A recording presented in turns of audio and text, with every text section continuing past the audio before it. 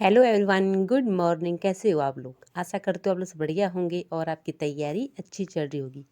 तो मैं सुबह उठ चुकी हूँ और सुबह उठकर मैं जो अपनी पढ़ाई कर रही हूँ, क्योंकि दिन भर में मुझे थोड़ा उतना टाइम नहीं मिलता है, क्योंकि दिन में थोड़ा काम हो जाता है और फिर सानवी को लेना होता है, छोड़ना होता है।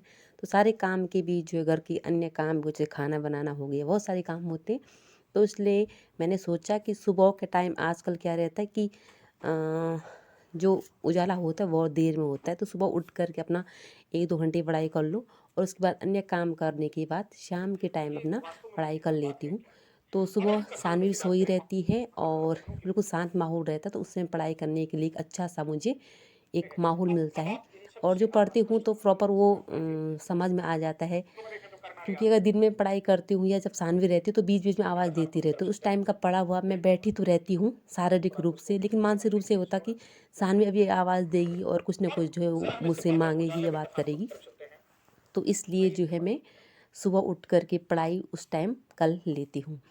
तो अभी मैं आज पढ़ रही थी नाटक।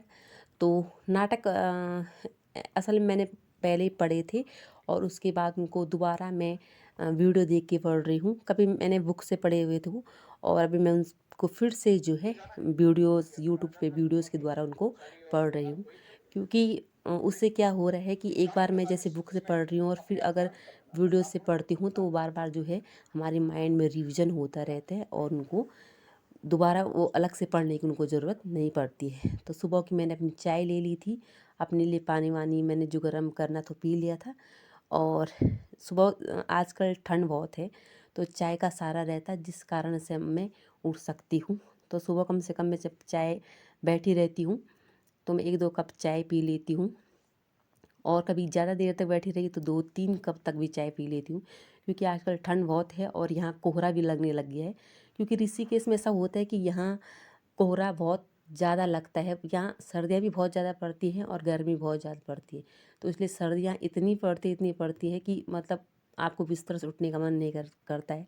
लेकिन क्या होता है कि कुछ चीज़ें अगर पानी है तो उसके लिए जो है थोड़ा ठंड के मौसम को भी त्याग देना होगा और उठना ही पड़ेगा। जैसे और लोग हैं तो वो क्या करते हैं कि जैसे और स्टूडेंट, मैं जैसे पहले बोलती हूँ, जैसे और स्टूडेंट है तो वो किसी भी टाइम पढ़ सकते हैं, उनका कोई और टाइम भी हो सकता है। लेकिन मेरे लिए क्या होता है कि दिन का टाइम तो काम में निकल जाता है, तो आजकल तो वो सूटेबल नहीं हो पा रहा है।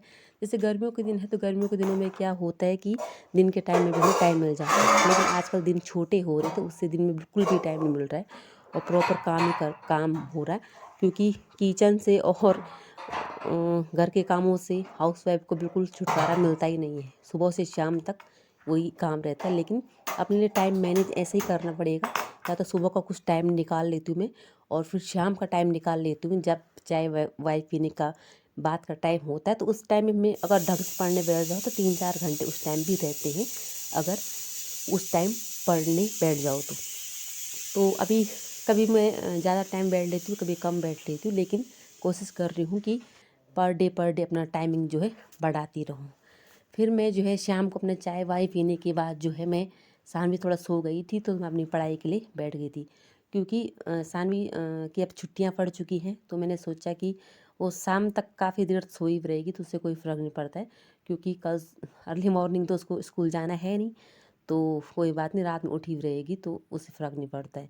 तो मैं अपना आराम से मैंने अपनी स्टडी की, और इस प्रकार से जो मैं अपनी तैयारी कर रही हूँ, आप लोग अपनी तैयारी कैसे कर रहे हैं मुझे कमेंट करना ज़रूर।